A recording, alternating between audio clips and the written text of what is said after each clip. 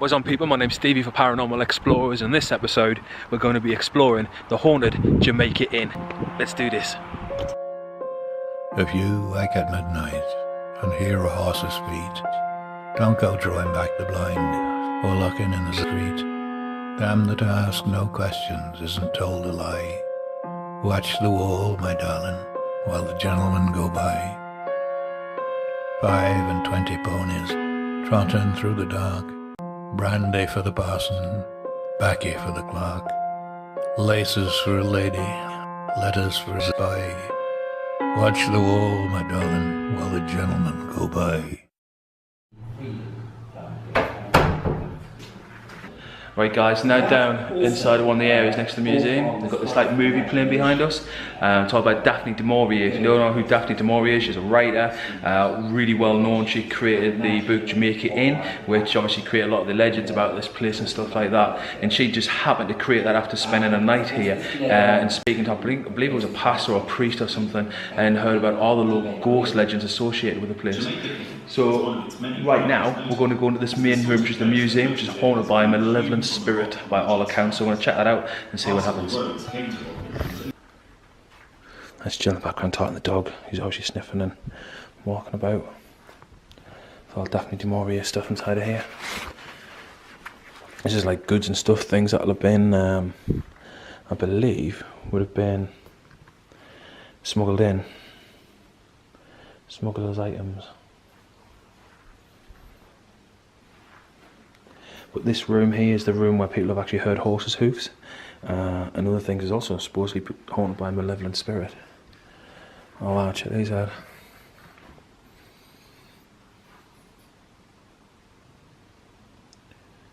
Smugglers. Pirates.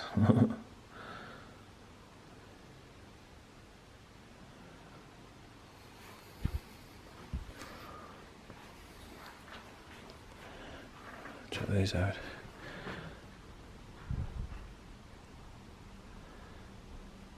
So on this bit here it says, the law laid down harsh and severe penalties for smugglers carrying swords or guns. Consequently, smugglers found that domestic implement was the ideal weapon for use against a man armed with a sword. With it, they were able to disarm a man by striking the sword from his hand, and a blow to the helmeted man's head was sufficient to stun him. There was no law against possessing or carrying a flail. So this is a flail. Whoa. So that's it there. This is the real deal, guys. People have been hurt with these things. These some of the lights. Horn lantern found at the scene of an affray that took place on the 3rd of January 1831, 2 miles of Hastings. More than 40 smugglers were involved.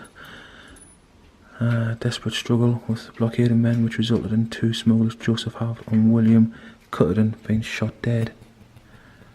Check that out. There's all sorts of history here, guys. It's really worth coming and check the museum out. If you stay here, you get it cheap as well. We stayed here, you got like £3 or £2.95 each. Smuggler's skull from Abbey Burnfoot. It says that Abbey Burnfoot, about 50 years ago, a deep underground cellar or built cave was found under the foundation of an old house known to have been an habitation of friends of the smugglers. Several stories of spirits were unearthed together with the skeleton of a man, or stores of spirits, sorry. A sinister aspect of the case being the presence of a number of iron chains laying intermingled with the bones of the body, clearly indicating that this victim or some unrecorded smuggling incident had been chained up and left to die. The skull and chains remain as mute witness to an unsolved mystery. Who was this man? Smuggler, exciseman, or informant? And here, guys, snitches get stitches, and in some cases they get dead. It's pretty brutal, but that is a real human skull. Let's even get an EVP. If there is a spirit here connected to this skull, whoever you are, can you tell us who you were?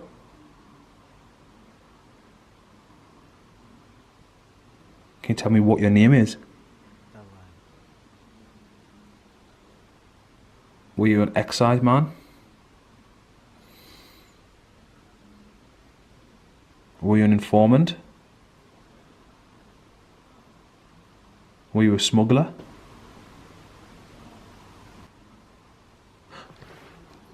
Have you heard that there, guys? That sounded like a No, there's only me and Jill and the dog inside here. Oh, okay, pretty cool.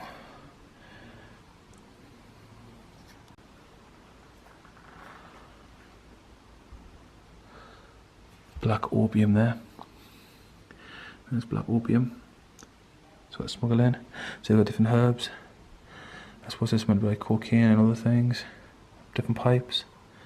Hollow china figure for smuggling drugs. It's interesting, man. Look at all these hash pipes. Opium pipes. It's pretty mental. More drugs. Check this out as well. Look at this chest. Flintlock and everything. It says neat pistol of a Cornish manufacturer bearing the owner's name. It says here H. Betson. It is interesting to recall that H. Betson was one of the smugglers present when Thomas Potter, the Polparra smuggler, shot and killed Customs Officer Glint at White Sands Bay. For this crime, Thomas Potter suffered death at the execution dock and whipping.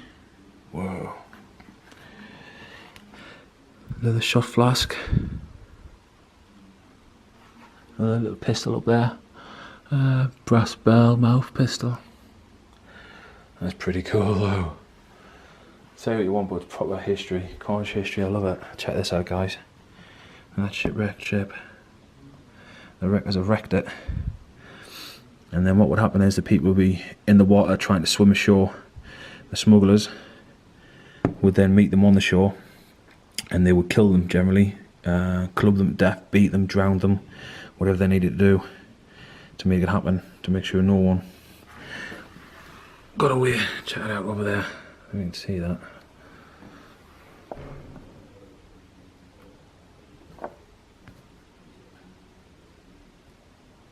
The smugglers carrying the barrels in the chest.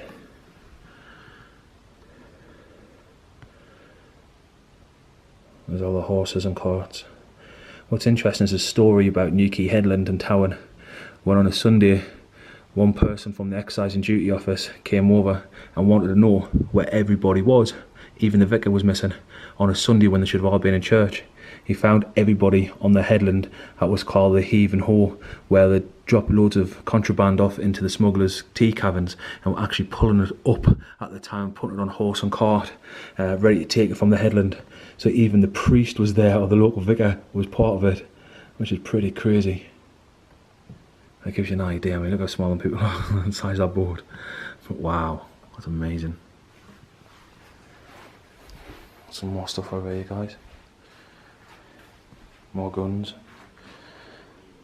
Mummified mouse, strange.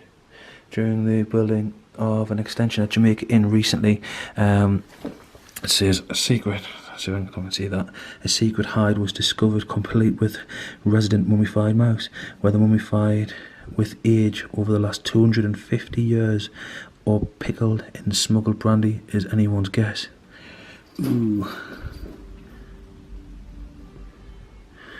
Earthware pistols, that's for drinking brandy, so they were just like actually for drinking, full of brandy.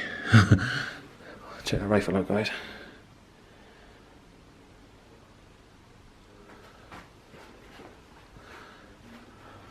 Oh look, one about moonshine here. Is it still?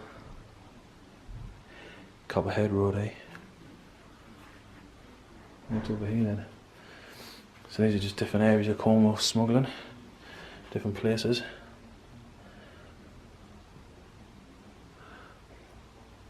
So most recently there's been people caught in Cornwall, Newland Harbour, where they got caught for smuggling.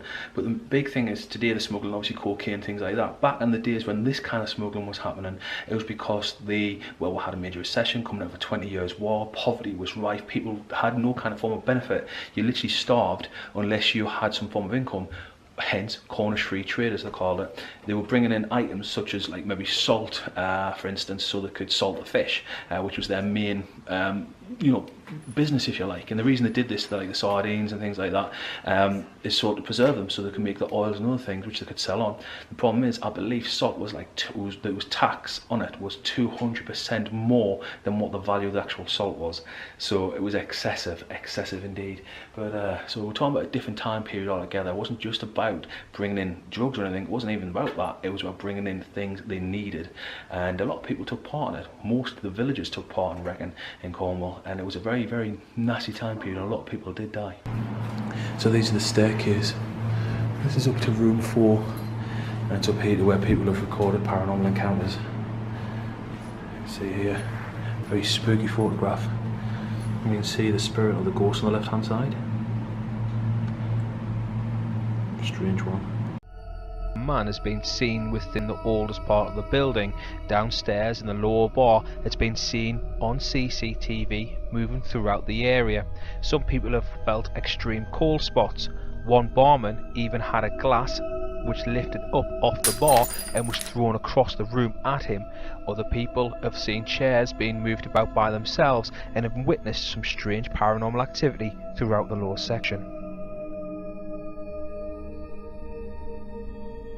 We're going to bed down in a minute. It's quite late. We've been down into the bar, checking it out and everything like that, been having a look about. There is loads of guests here tonight. There's a paranormal event on and they're doing like a ghost hunt. So there wasn't like a lot of stuff that we could actually do when we're down there and see what it's like. But tonight we're going to bed down inside this room. This room is supposedly haunted. It is part of the new side, but it's built right against the old side, which would have been, I believe, the generator room or something. And there's even some chains and stuff right next to where we are, which were used in a murder, and they're literally outside of our door here. So that's kind of creepy. But we're gonna chill out. We've got a little fam here, and yeah, we're gonna get to bed and. Yeah, see you guys in the morning. Good night. The following footage was recorded while we slept. We had no idea what we had recorded until we edited the video. Note the EVPs, footsteps, blankets moving, and other sounds.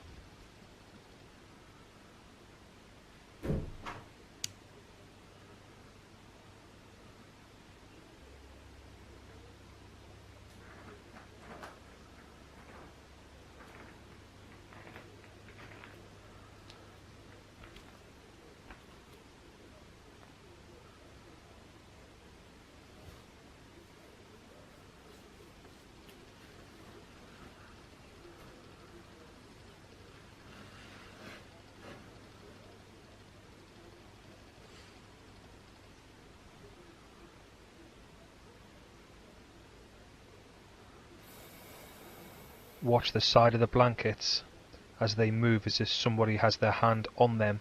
Then at the lower bottom of the bed, something starts pulling the blankets off us.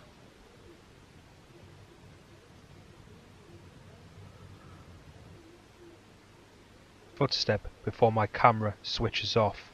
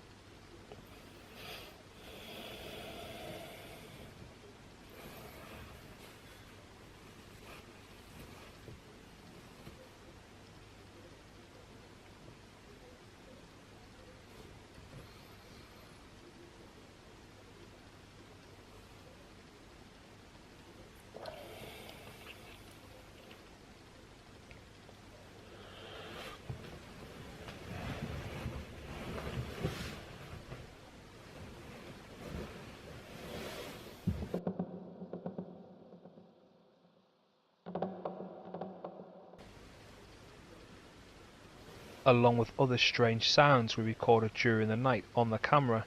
The TV would turn itself on and off a total of 3 times. The third time it would turn itself off, and the Sky TV box. The remote for the Sky TV box is next to me, but the remote for the TV is on the other side of the room.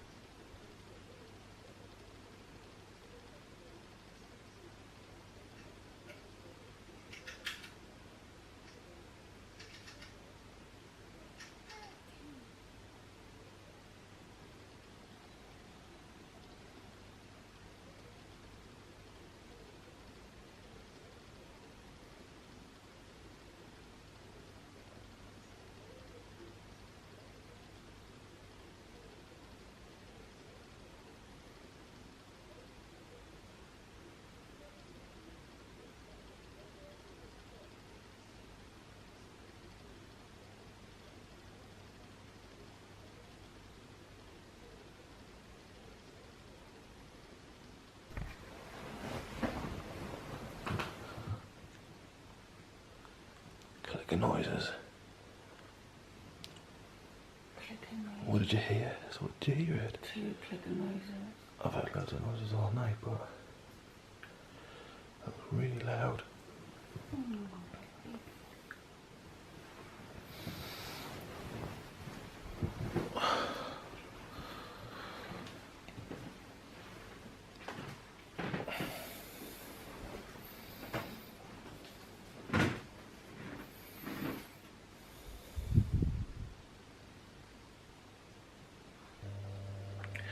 So I've been hearing clicking noises, bangs, things been moving about. There's 2 very definite clicks. I don't even know what time it is. Check Charles. Oh, check it out. Oh, past the dead hour. Creepy.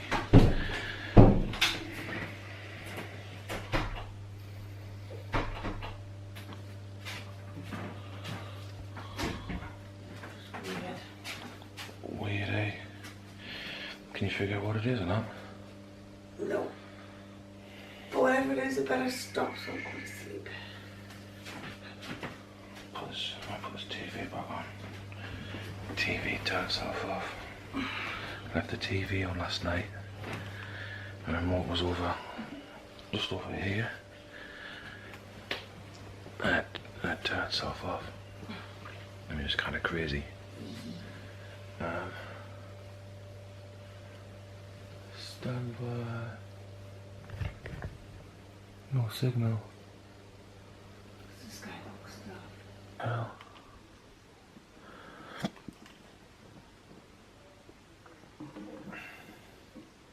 Creepy, man. It's like 1/2 the dead hour as well. So literally 3:30 in the morning we've heard loads of noises.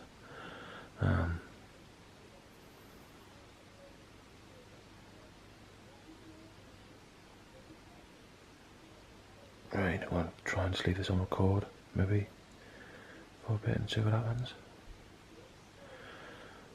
Let's check it out. Moments later, we placed the camera down by the bedside. It was on record. However, in the morning, we discovered it had been turned off. It had also been turned around as if it was facing the other side of the wall. It was no longer recording whatever was in the room, or whatever was in the room did not want us recording it. We believe it could have been children, 2 of them possibly, by knocking on the drawers, making strange sounds. However, we can't explain the heavy footsteps and the bed sheets being pulled from ourselves, as well as the beginning of the footage when something clearly closes the bathroom door, and then as if something is thrown across the room and my camera actually knocks as if it's been moved. Right guys, that's it from me in Jamaica Inn. I hope you enjoyed this video. If you did, smash the like button, give me a subscribe, hit the notification button, and wait for more of these little videos coming out. This one's not my usual style. I did come to a historic location for you guys, paid in my back pocket to get here for you guys. It was about £115 for the night to come and stay here, including bed and breakfast. So it wasn't too bad, but it was a pretty good adventure. And I hope you've enjoyed this anyway. But yeah, hopefully going to see you guys in the next video. If you liked it, hit the like. If you can, give it a share. Let us know what your thoughts are. If you've got any comments, or if you hear anything inside the videos I missed or whatever like that, if you see something in the videos that I missed, then let us know down in the comments. Anyway, we're going to do some urban exploration and go looking for the dead. Until next time.